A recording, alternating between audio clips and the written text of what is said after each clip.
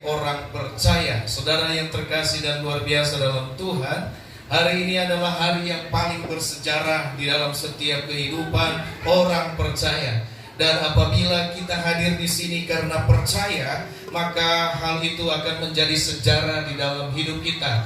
Ini merupakan satu hal yang luar biasa, di mana seluruh dunia juga memperingati yang namanya Jumat Agung, ya, atau yang kita kenal adalah hari kematian Yesus Kristus di atas kayu salib.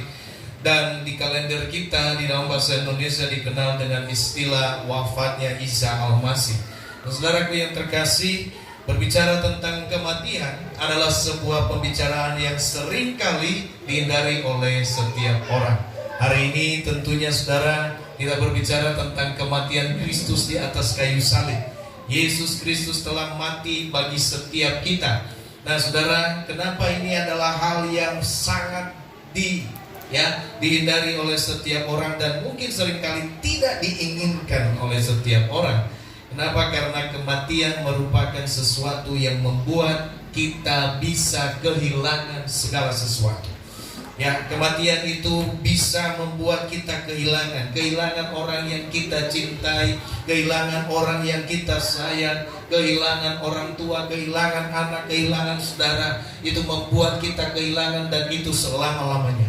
Itulah sebabnya orang tidak suka membicarakan tentang yang namanya kematian, karena kematian berbicara tentang kehilangan. Saudaraku yang terkasih dalam nama Tuhan, kehilangan apa yang kita miliki, ya, dan itu bukan sementara, tetapi selama-lamanya. Dan tentunya semua orang akan mengalami hal demikian. Kita pun akan mengalami hal demikian. Siapa yang tidak pernah kehilangan? Siapa yang tidak akan mengalami kematian? Siapa yang tidak akan mengalami yang namanya kehilangan di dalam hidup ini? Nah saudara yang terkasih, kejatuhan manusia di dalam dosa, ya, kejatuhan manusia di dalam dosa telah membuat, ya, manusia terpisah dari Tuhan. Ya, sejarahnya Allah bersama-sama dengan manusia itu ada di Taman Eden. Saudara yang terkasih, manusia berbicara dengan Tuhan dan Tuhan berbicara dengan manusia. Tuhan sendiri yang menuntun mereka. Betapa luar biasanya. Tetapi kejatuhan manusia di dalam dosa itu mengakibatkan keterpisahan manusia itu dengan Tuhan. Dia tidak ada lagi di Taman Eden, tapi diusir keluar, saudara yang terkasih. Sehingga manusia harus berjuang untuk dirinya sendiri. Namun semakin ia berjuang, ya, manusia berjuang untuk dirinya sendiri. Namun semakin dia berjuang, saudara dengar ini, semakin dia berjuang, Bapak Ibu Saudara, semakin dia tenggelam lebih dalam dosa-dosanya. Ya, dosa-dosa manusia ini mengakibatkan kematian. Itulah sebabnya firman Tuhan berkata bagi setiap kita, sebab upah dosa ialah maut. Upah dosa ialah maut. Itulah sebabnya orang takut, saudaraku yang terkasih. Karena apa? Kematian merupakan satu kutuk, merupakan satu hukuman atas setiap dosa-dosa yang kita lakukan. Bapak Ibu Saudara yang terkasih, inilah halnya yang ditakutkan oleh manusia. Karena segala sesuatu akan berakibat. Setiap dosa yang kita lakukan akan berakibat. Kita semua hidup dalam dosa. Hari ini kita hidup dalam dosa. Hari ini, pagi ini, sampai dari kita bangun sampai saat ini, entah berapa kali kita berbuat dosa. Saudaraku yang terkasih, bukan dosa, bukan hanya kita mau melakukan yang jahat, tetapi di dalam pikiran kita mampu melakukan dosa. Itulah sebabnya jangankan melakukan, tapi hanya memikirkannya saja itu dosa. Oleh sebab itu saudara yang terkasih dalam nama Tuhan, kita ini manusia tidak terlepas dari kehidupan ini, tidak terlepas dari dosa ini. Nah, oleh sebab itu saudara yang terkasih, dosa telah memberikan kita sebuah ketakutan yang amat sangat. Karena hukuman dosa adalah kematian. Hukuman dosa adalah maut. Ya, saudara dan saya harus mati. Saudara dan saya harus dalam kematian itu, harus ada dalam kematian yang kekal. Harus ada dalam penghukuman, penyiksaan. oleh karena dosa yang kita lakukan. Makanya saudaraku yang terkasih dalam nama Tuhan, itu hukuman kekal, penyiksaan kekal. Bapak Ibu Saudara, kalau hari-hari ini kita hidup dalam dunia ini adalah hanya sementara, ya, penderitaan yang kita alami adalah sementara, dosa yang kita lakukan juga hanyalah sementara. Nah, sementara tetapi hukumannya selama-lamanya. Oleh sebab itu Bapak Ibu Saudaraku yang terkasih, tidak ada satu orang pun manusia, setiap manusia yang berbuat dosa harus mati. Ya, itu hukumnya di dalam firman Tuhan. Ya, makanya di dalam perjanjian lama, siapapun yang melakukan dosa itu harus mati. Ya, entah dengan bagaimana caranya, ada yang dirajam, ada yang dilempari oleh batu sampai mati, ada juga yang dibunuh sampai mati. Saudara yang terkasih, ketika mereka melanggar perintah Tuhan, ada bangsa Israel ketika mereka melanggar perintah Tuhan, ya, maka ia dan seisi keluarganya, tidak hanya suami, tidak hanya istrinya, tetapi semua anak-anaknya dibinasakan. Bapak Ibu Saudara, betapa luar biasa itu hukum yang ada di dalam perjanjian lama. Artinya apa? Supaya dosa tidak berkembang, maka mulai dari pucuk sampai turunan di bumi hanguskan. Ya, kalau saya berbuat dosa, maka dosa itu, saudaraku yang terkasih, tidak hanya saya yang tanggung, tetapi termasuk istri dan anak-anak saya, bahkan orang tua saya kalau masih hidup, itu menjadi satu hal yang harus dibinasakan. Makanya tidak main-main dengan dosa. Bapak Ibu Saudaraku yang terkasih dalam nama Tuhan, dan dalam hukuman ini manusia tidak bisa melakukan sesuatu untuk membebaskan dirinya. Tidak ada kekuatan manusia untuk membebaskan dirinya dari dosa ini. Ya, manusia tidak dapat melakukan apa-apa hanya selain menyerah, terserah apa bagaimana Tuhan. Nah, saudara, mencari pengganti manusia, ini yang luar biasanya. Maka tidak ada seorang manusia yang layak untuk menggantikan manusia lainnya. Saya tidak bisa mengorbankan diri saya, sementara saya juga adalah orang berdosa. Saya tidak bisa mengorbankan diri saya untuk saudara Daniel karena ia berdosa, karena saya juga adalah orang berdosa. Tidak ada yang bisa menebus, saudaraku yang terkasih, kita dari hukuman ini. Ya, tidak ada satu orang pun manusia di dalam dunia ini yang bisa menebus, ya, kesalahan daripada orang yang salah, karena dia pun berdosa. Itulah sebabnya Bapak Ibu Saudara, di dalam perjanjian lama, setiap dosa yang dilakukan, Bapak Ibu Saudara, darah harus tertumpah. Ya, untuk pengampunan dosa, untuk penyucian, maka darah harus tertumpah. Mereka harus memotong yang namanya domba. Mereka harus memberikan yang namanya kurban. Ada kurban penghapus dosa, ada kurban pengampunan. Saudaraku yang terkasih dalam nama Tuhan, ini yang harus kita ingat di dalam sebuah perjalanan kehidupan kita, bahwa dosa telah mengikat manusia sehingga manusia tidak bisa lagi bergerak. Bapak Ibu Saudara yang terkasih, pertumpahan darah di dalam perjanjian lama itu harus, dan itu pun kita harus milih. Coba bayangkan saudara, kalau sekarang kita masih dalam hal ini, Bapak Ibu Saudara, berapa binatang yang harus kita korbankan setiap hari untuk memohon pengampunan dosa kita. Ya, karena setiap mereka melakukan dosa, mereka bawa kurban kepada Tuhan untuk menghapus dosa. Dan harganya mungkin sekarang nggak main-main seperti itu, ya. Dan itu pun luar biasa, harus setiap binatang yang tidak bercacat celah. Ya, kalau dia merpati, harus merpati yang tidak bercacat celah. Kalau dia domba-domba yang tidak bercacat celah, ya. Bapak Ibu Saudaraku yang terkasih, luar biasa sekali, ya. Nah, Karena mencari manusia yang menggantikan, tidak ada satupun ditemukan di dalam dunia ini. Maka Bapak Ibu Saudara yang terkasih, inilah saatnya di mana Tuhan atau Allah itu sendiri ya mengambil sebuah inisiatif. Ya, ia mengambil sebuah inisiatif Bapak Ibu Saudara, artinya ia memikirkan sesuatu bagaimana cara saya dan saudara ini diselamatkan dari dosa-dosa saudara. Itulah sebabnya saudara, ya, Allah mengambil rupa manusia. Ia turun ke dalam dunia ini dengan satu sosok yang namanya manusia, yang kita sebut dan kita kenal namanya siapa? Namanya siapa? Namanya Yesus. Ya, namanya Yesus. Ia harus menjadi manusia supaya ia boleh merasakan apa yang dirasakan oleh manusia.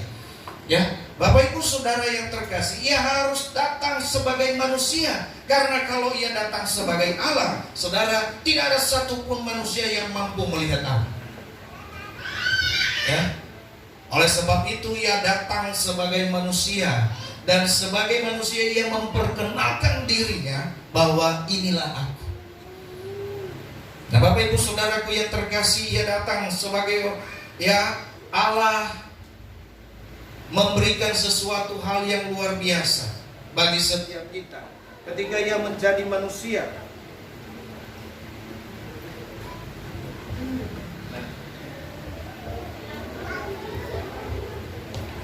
Ketika dia mengambil rupa manusia, saudara yang terkasih, ia menjadi manusia seutuhnya.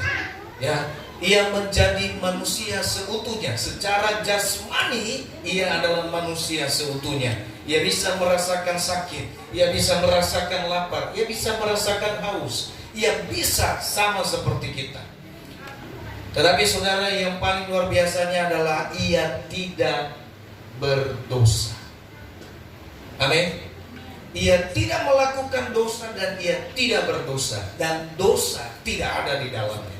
Itulah sebabnya satu orang yang manusia yang hanya mampu dan bisa, ya, dan bisa menggantikan dan memikul dosa ini hanyalah Yesus Kristus sebagai manusia yang sejati, sebagai manusia yang suci, sebagai manusia yang tidak bercacat dan tidak bercelah.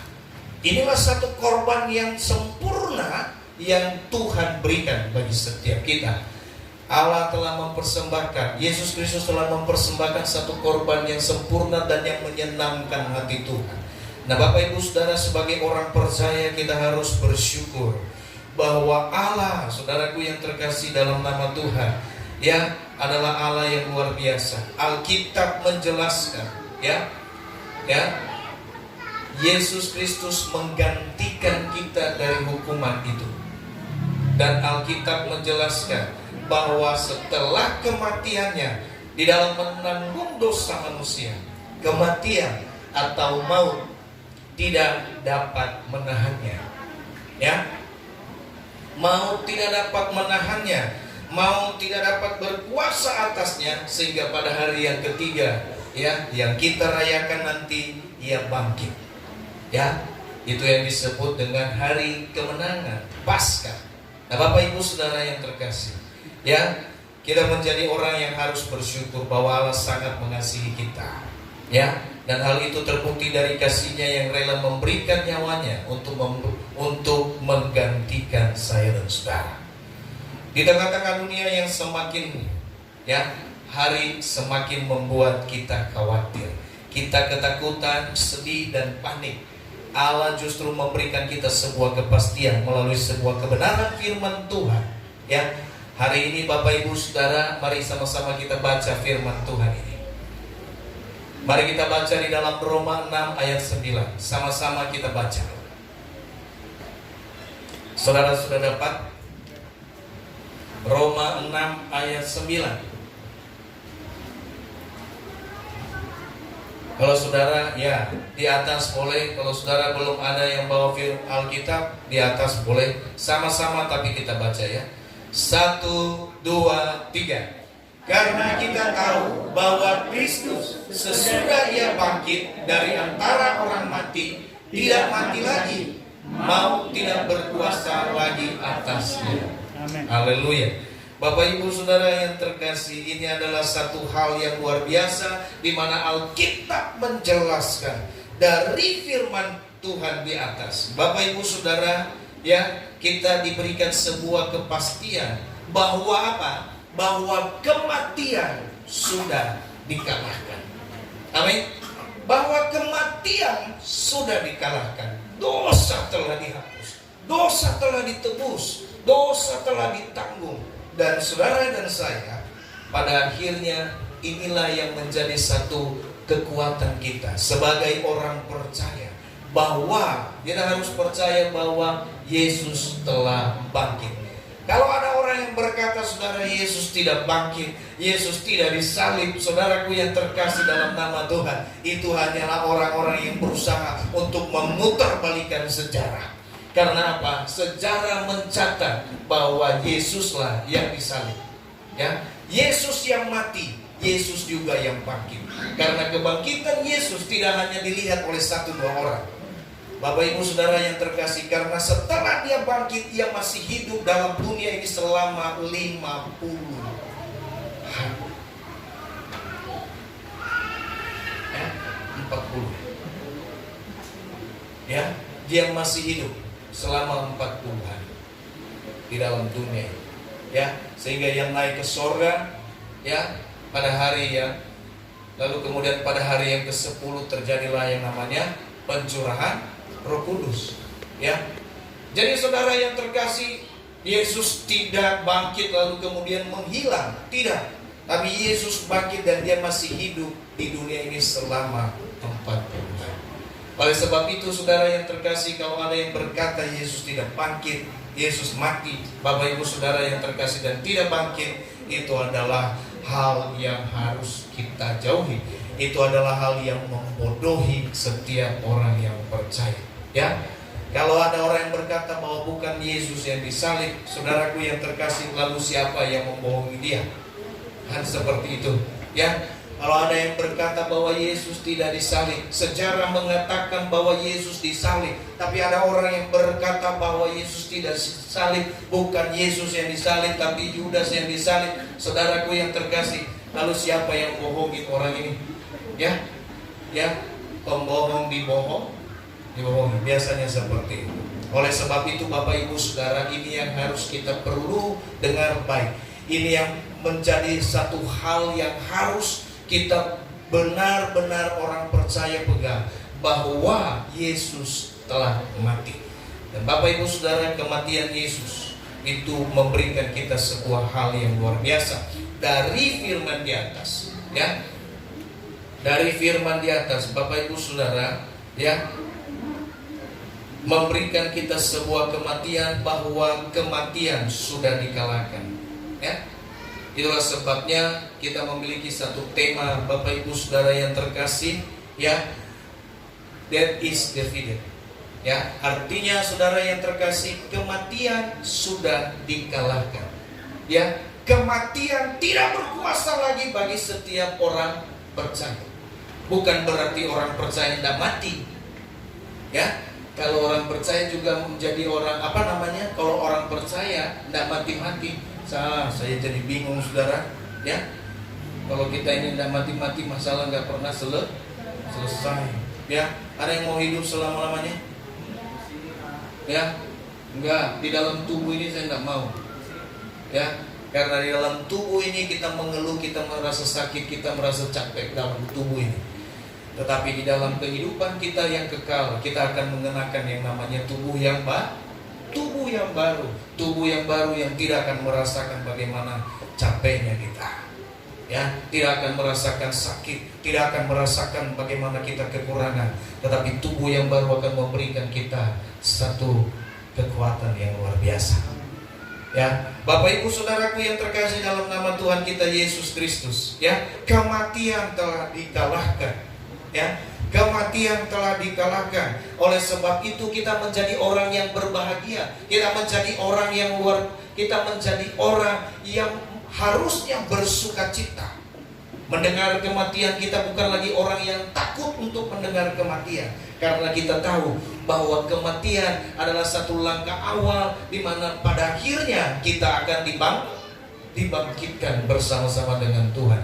Karena ketika Yesus bangkit, ketika kita mati bersama dengan Kristus, maka kita juga pasti akan bangkit bersama dengan Kristus, sama dengan kematiannya, dan kita juga sama dengan kebangkitannya. Itulah sebabnya Bapak Ibu Saudaraku yang terkasih dalam nama Tuhan, kita menjadi orang percaya yang harusnya menjalani kehidupan ini dengan sungguh-sungguh, ya, karena tidak gampang, tidak mudah, tidak mudah untuk mencari pengganti saudara, untuk menggantikan saudara yang seharusnya dihukum, ya, tidak mudah. Saudara, orang tua tidak mampu membebaskan saudara dari dosa ini, karena dosa ini harus saudara pikul pribadi lepas pribadi. Jangan berkata nanti, oh saya selama orang tua masih hidup, dosa saya ditanggung sama orang tua. Tidak ada saudara, ya, dosa pribadi kita adalah dosa yang harus kita tanggung, Bapak Ibu Saudara.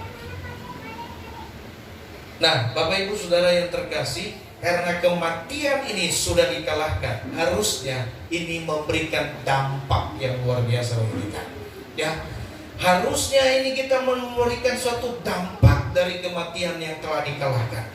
Oleh sebab itu saudara, kita belajar dari kebenaran firman Tuhan.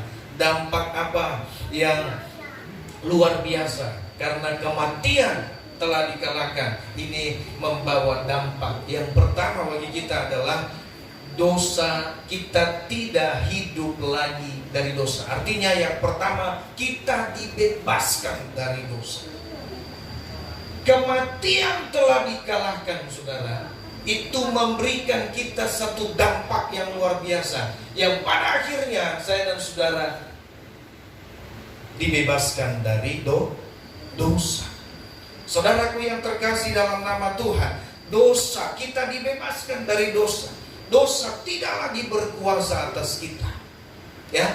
Setiap orang percaya Bapak Ibu Saudara harus terlepas dari dosa dan harus keluar dari kehidupan yang penuh dengan dosa.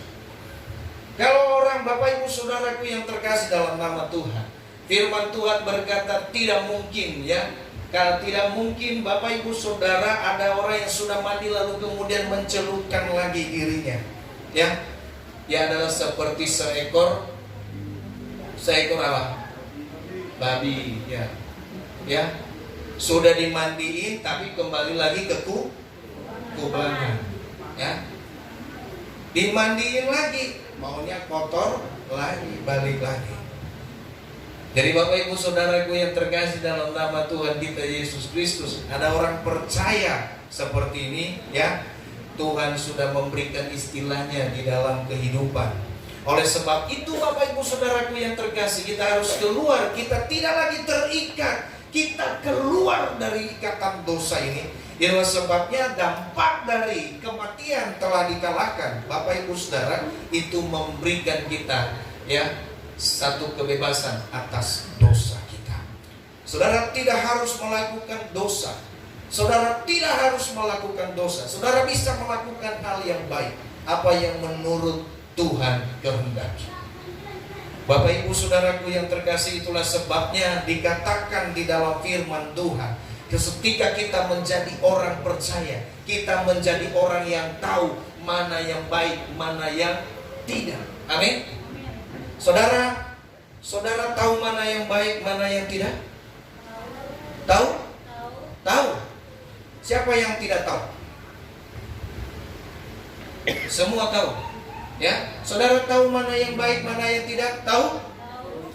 Tahu, ya. Tidak semua menjawab. Di sebelah sini, saudara tahu mana yang baik, mana yang tidak? Tahu. Di sini? Tahu. Di sini?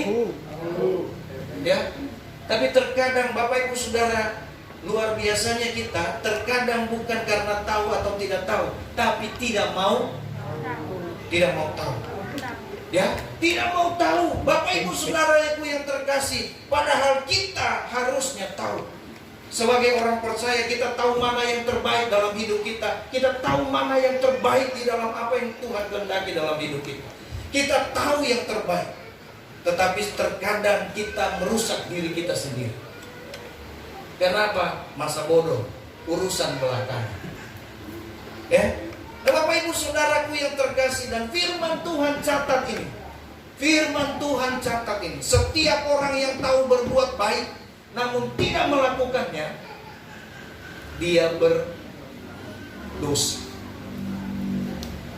Ya, engkau tahu bahwa doa itu penting, engkau tahu ibadah itu penting, engkau tahu bahwa penyembahan pujian, melakukan, menolong, mengasihi orang itu penting, baik, tapi engkau tidak melakukannya, itu dosa.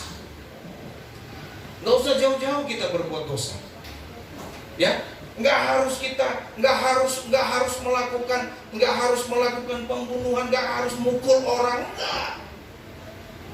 Saudaraku yang terkasih, nggak usah jauh-jauh kita melakukan dosa. Kita setiap hari masih terikat di dalam dosa ini. Kita tahu yang baik, kita tahu yang terbaik, tapi kita nggak pernah lakukan. Itu dosa. Itulah sebabnya kita butuh dibebaskan dari dosa ini. Kematian Kristus itu membebaskan kita dari dosa. Sehingga apa? Kita bebas melakukan yang baik. Tidak bebas melakukan dosa. Sebelum kita bertobat, Bapak Ibu Saudara, sebelum kita percaya kepada Yesus, engkau bebas melakukan dosa. Ya, engkau mau merencanakan yang jahat, terserah saudara. Tapi ketika engkau mengenal Yesus dan percaya kepada Yesus, memberi hidup kita kepada Yesus, tidak sama dengan kematian. Kita bukan, dosa tidak lagi berkuasa atas hidup kita. Kita bisa keluar dari dosa itu. Ya. Karena iblis tidak pernah takut dengan saudara ketika saudara, ya, Bapak Ibu Saudaraku yang terkasih, dia tidak takut ketika saudara itu berdoa sendiri, tidak. Ya.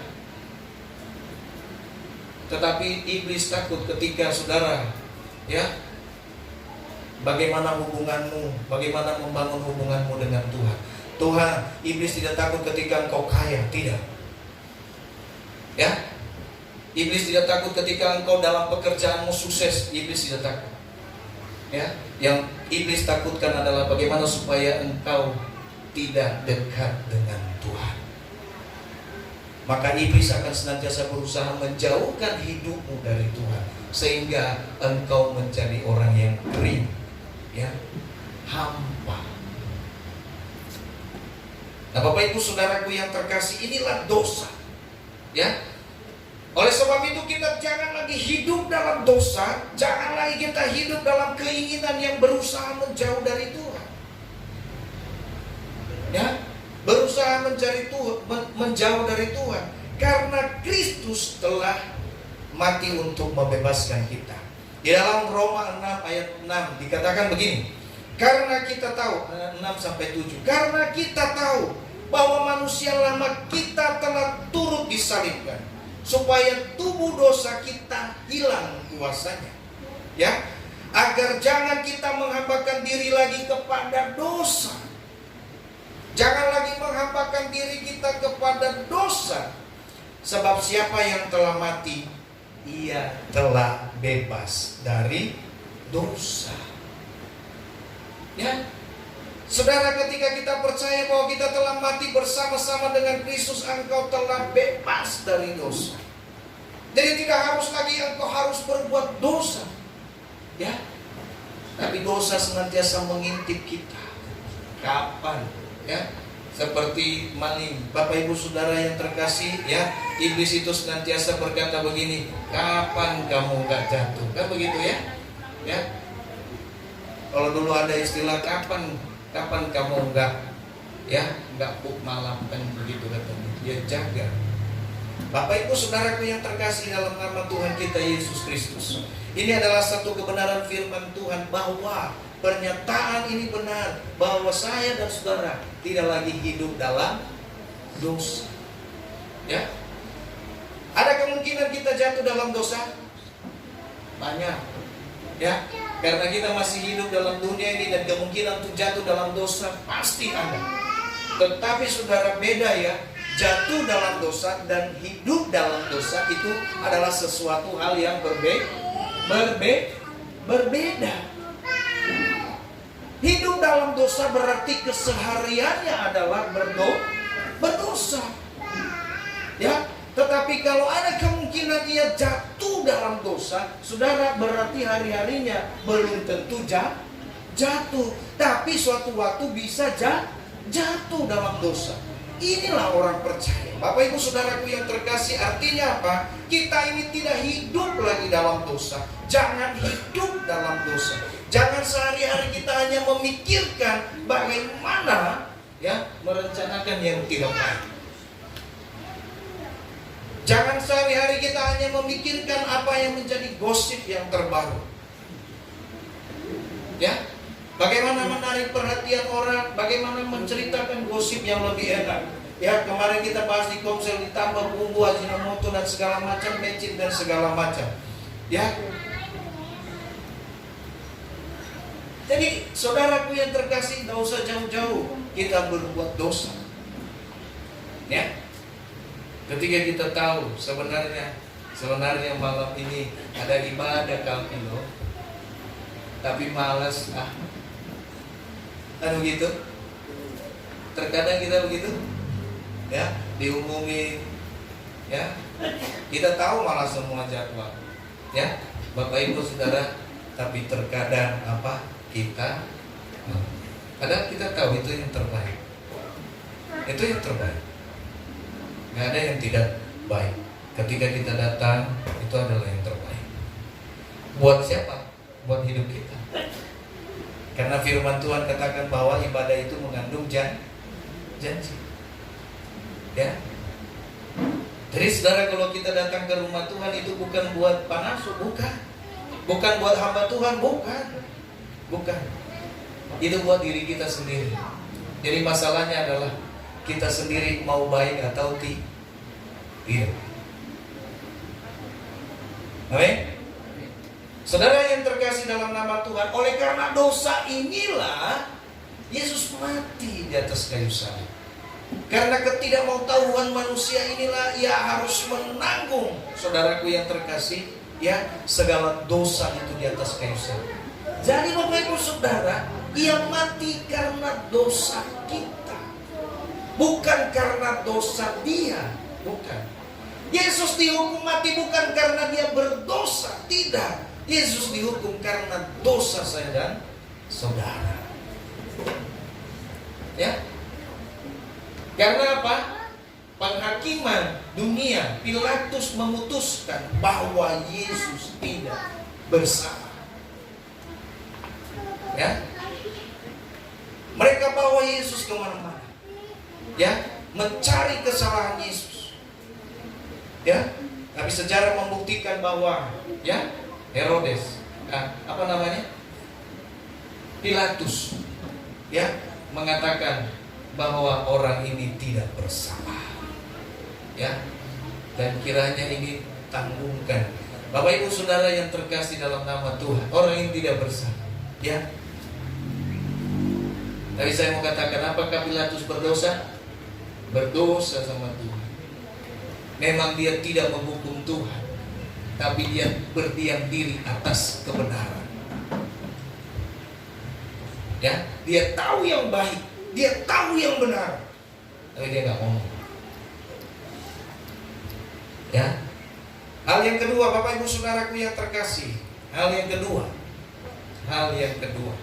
ya, apa sih dampak kematian yang telah dikalahkan? Kematian telah dikalahkan, dampaknya bagi kita. Yang kedua adalah kita terbebas dari maut. Maut adalah satu penghukuman yang kekal, yang dimana selama-lamanya saudara, ya, dihukum, disiksa, dan selama-lamanya. Oleh sebab itu kita dibebaskan dari maut, dibebaskan dari kematian ini. Tadi pertama kita dibebaskan dari dosa. Yang kedua kita dibebaskan dari kematian ini, maut. Karena apa? Upah dosa ialah maut. Saudara yang terkasih, ketika saudara berdosa, hukumannya hukuman mati. Tapi saudaraku yang terkasih, kematian Yesus telah membuat kematian itu dikalahkan. Sebagai orang yang percaya, ya, kita bersyukur bahwa kematian sudah dikalahkan. Kita terbebas dari kematian.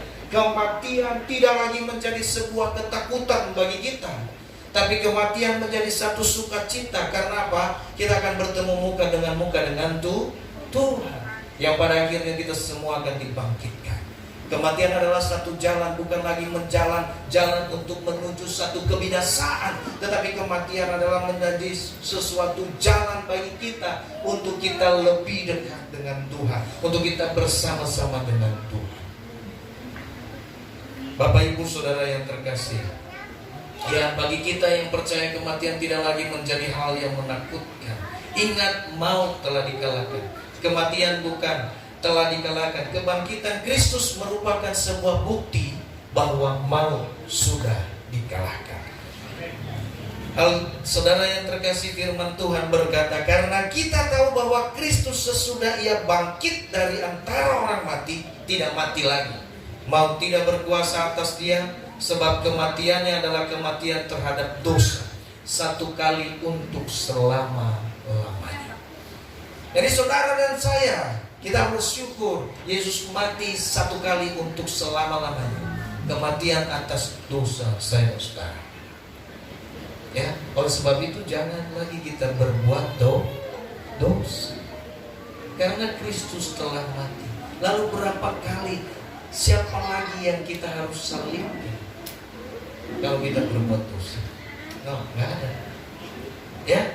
Nah, Bapak Ibu Saudara yang terkasih dalam nama Tuhan, dan satu kali untuk selama-lamanya, dan kehidupannya adalah kehidupan bagi Allah. Karena ia telah mengalahkan dosa, maka hidupnya adalah hidup untuk apa? Untuk Tuhan.